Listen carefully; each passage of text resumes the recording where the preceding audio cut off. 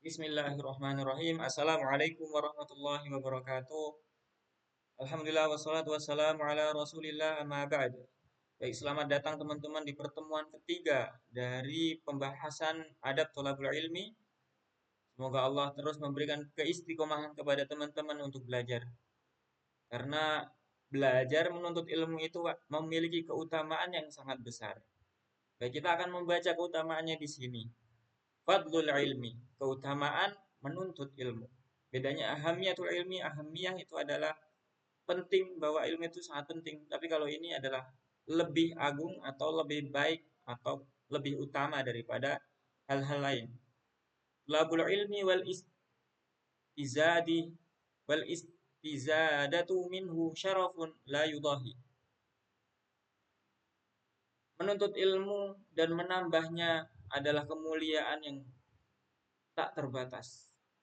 Wa fadlun la yuhad, dan keutamaan yang itu juga tidak ada batasannya.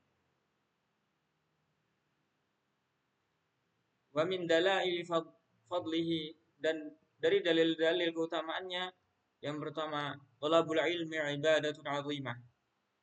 Menuntut ilmu adalah ibadah yang sangat agung. Qala Az-Zuhri rahimahullahu taala. Az-Zuhri mengatakan, Az-Zuhri rahimahullah mengatakan, ma'ubidallahu bi syai'in afdalu minal ilm. Allah tidak diibadahi dengan segala sesuatu yang lebih utama daripada ilmu. Jadi Allah diibadahi dengan ilmu. Nggak boleh sembarangan kita beribadah kepada Allah. Harus ada dalil dari Nabi Muhammad SAW. Harus benar dan nggak boleh asal-asalan. Maka kita harus menggunakan ilmu dalam beribadah kepada Allah.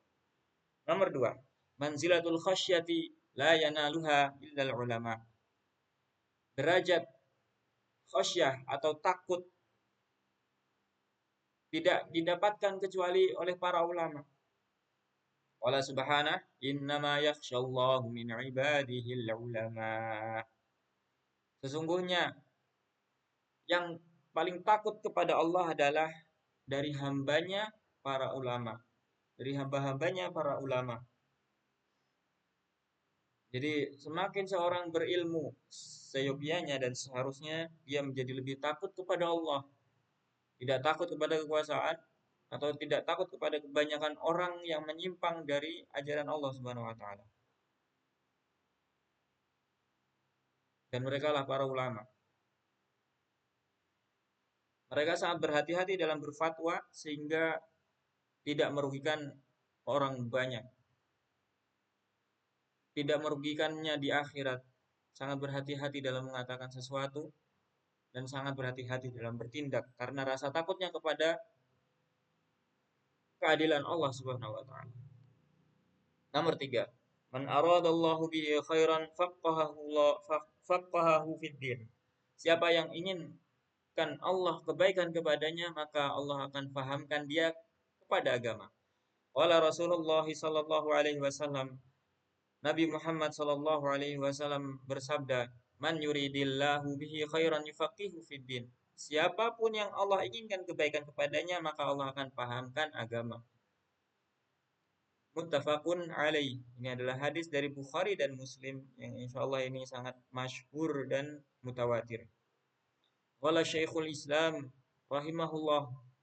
Syekhul Islam Ibnu Taimiyah mengatakan, wa kullu man aradallahu bihi khairan la budda an yufaqihahu fid din. Dan siapapun yang Allah inginkan kebaikan kepadanya, maka seharusnya dia menyibukkan diri agar dia faham kepada agama. Faman lam yufaqihu fid din lam yuridillahu bihi khairan. Dan siapa yang tidak berusaha untuk memahami agama, maka dia tidak diinginkan, Allah tidak menginginkan kebaikan pada dirinya. Faqala aidan rahimahullahu taala. Beliau berkata lagi, la yakunu min ahli sa'adati illa man faqahahu fid din. Dan tidak ada orang yang bahagia kecuali siapa yang paham terhadap agama. Jadi orang yang mau paham agama mau gimana pun keadaannya, mau kaya, mau miskin, mau lapang, mau sempit, mau susah, mau mudah, dia akan selalu bahagia karena dia punya ilmu, karena dia punya Allah, karena dia punya cara berpikir yang baik. Jadi yang membuat kita bahagia itu bukan karena banyaknya harta, tapi karena persepsi kita. Banyak orang-orang kaya itu udah sampai puncak kekayaan malah bunuh diri. Sudah sampai titik ketenaran malah jadi gila. Bingung mau ngapain, dia malah menggunakan hartanya untuk sesuatu yang menyimpang yang membuat jiwanya makin meronta dan mencari kebahagiaan tuh bingung di mana. Maka orang yang punya ilmu punya kuncinya. Bahagia tuh pakai ilmu dengan persepsi yang baik atas takdir Allah Subhanahu wa taala dan terus belajar. Mau gimana pun keadaannya, kalau dia bijaksana maka dia akan tetap tenang dan bahagia.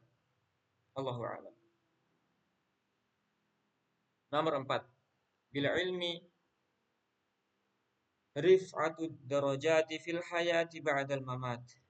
Jadi dengan ilmu seseorang akan diangkat derajatnya ketika hidup di dunia maupun sesudah mati. Qala ta'ala, Allah berfirman, yarfa'illahu alladhina amanu minkum walladzina utul ilma darajat. Allah akan mengangkat derajat orang-orang yang beriman di antara kalian dan siapa yang menuntut ilmu di antara kalian beberapa derajat. Insyaallah di sini sudah sangat difahami bahwa semakin berilmu seseorang maka semakin derajatnya ditinggikan oleh Allah Subhanahu wa taala. Mungkin kita punya guru-guru ada yang kita segani. Kita nggak berani eh, melakukan macam-macam pada guru kita karena Allah sudah memberikan dia keutamaan, Allah tinggikan derajatnya sehingga kita melihatnya berwibawa. Dan para ulama pun namanya selalu digaung-gaungkan di masjid-masjid, di tempat thalabul ilmi, di tempat menuntut ilmu karena Allah angkat derajat mereka. Tidak terbatas waktu dan juga tempat, nama mereka selalu tinggi sebagaimana Nabi Muhammad SAW, para sahabat dan para ulama yang kita ketahui. Mungkin itu cara Allah meninggikan derajatnya. Mungkin kita lanjut ya karena beberapa kosakata di sini saya belum memahami. Jadi insya Allah yang penting udah paham gitu ya. Nah, nomor 5. Man salaka tariqal ilmi ini yatis sofiyah wajada mut'ata qalbihi fi. Barang siapa yang menempuh jalan ilmu dengan niat yang murni, maka dia akan mendapatkan kenikmatan di hatinya. Oleh Syekh Al-Islam rahimahullah taala, Syekh Islam Al-Islam Ibnu Taimiyah mengatakan, "Ma yasna'u a'da'ibi." Musuhku tidak akan bisa melakukan apapun kepadaku. Ana ana jannati wa bustani fi sadri. Sungguhnya surgaku ada di dadaku. In ruhtu fahiya ma'i. Kalaupun aku pergi, maka surgaku akan terus bersamaku. La tufariquni, dan tidak akan terpisah dariku. Jadi Syekhul Islam Ibnu Taimiyah ini adalah seorang alim, pendakwah yang sangat jujur.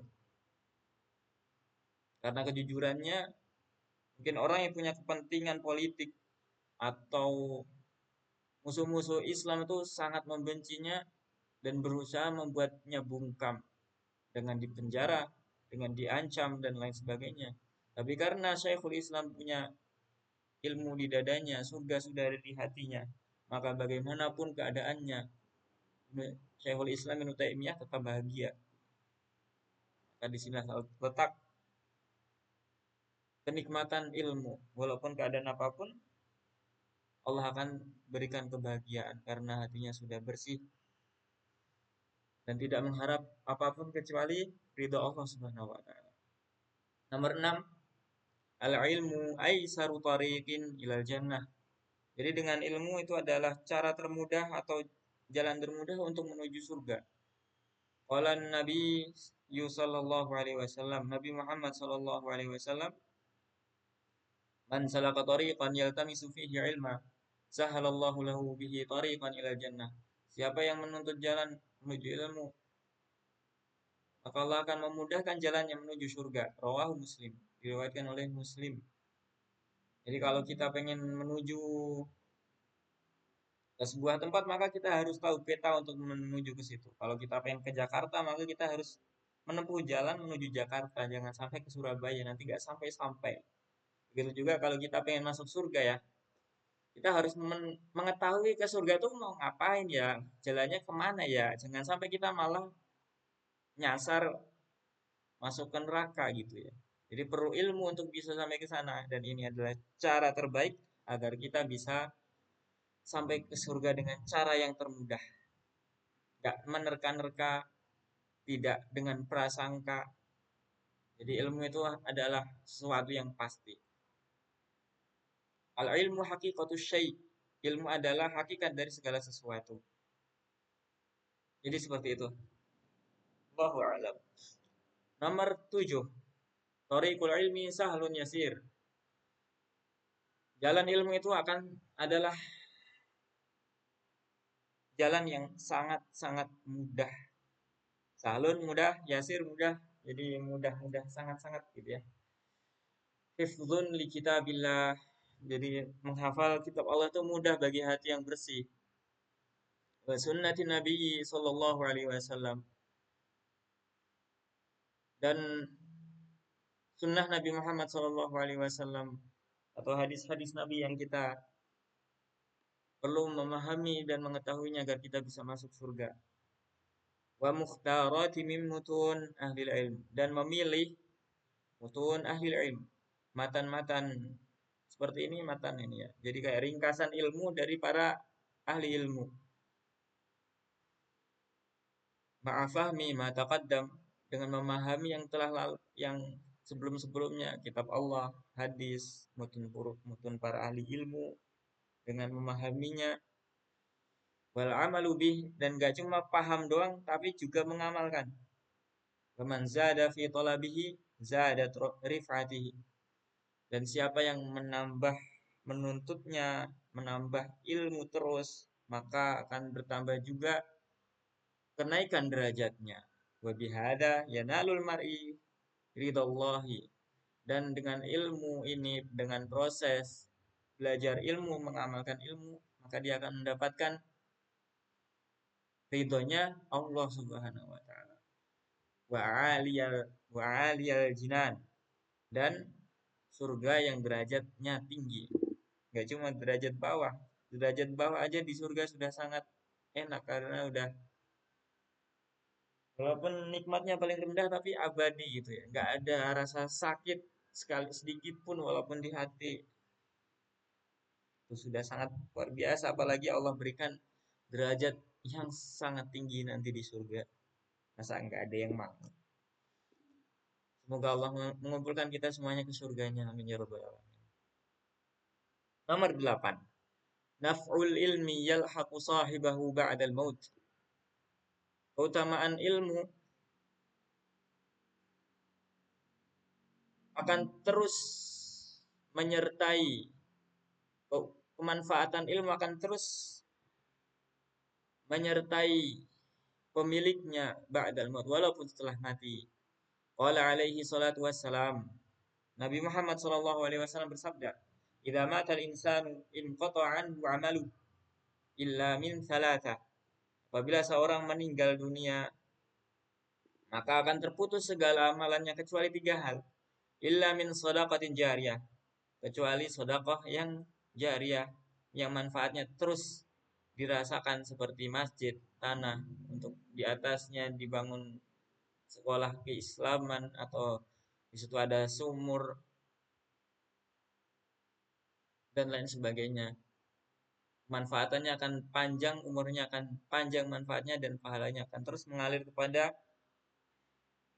orang yang berkontribusi di dalamnya. Awaladin sholihin yad'ulah, atau anak soleh yang selalu mendoakannya. Jadi investasi yang besar juga adalah ilmu yang kita wariskan kepada anak kita sehingga dia bisa berbakti kepada kita walaupun sudah meninggal dunia.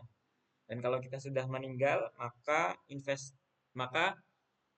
yang bisa dikirimkan anak kita kepada kita adalah doa-doa, ilmu yang dia amalkan dari kita, mungkin Al-Fatihah yang kita ajarkan, sholat yang kita ajarkan, wudhu yang kita ajarkan, sodako yang kita ajarkan kepada anak kita, yang terus dia kerjakan dan dia akan ajarkan kepada anaknya, dan itu akan terus mengalir ke kita walaupun kita sudah mati. Masya Allah ya, Allah itu maha karim, maha dermawan untuk memberikan rahmat dan juga kebaikannya.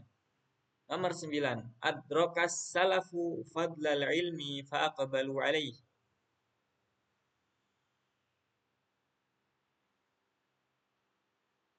Yang membuat para salaf itu diterima adalah karena ilmu. Qala Ibnu Sirin rahimahullah taala, adraktu bi Kufah arba'ata alafi syabin yatlubuna ilma.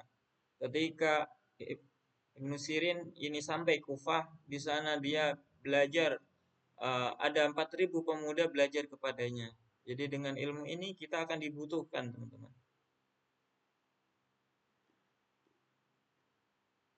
Sebagaimana kita belajar kemarin bahwa kebutuhan kita kepada ilmu lebih lebih penting dan lebih butuh daripada kebutuhan kita kepada makan dan minum. Alhamdulillah, naktafi bihada. Kita cukupkan sampai di sini. Insyaallah kita akan melanjutkan di pertemuan selanjutnya. Jazakumullah masih stay di sini. Semoga tetap istiqomah. Wassalamualaikum warahmatullahi wabarakatuh.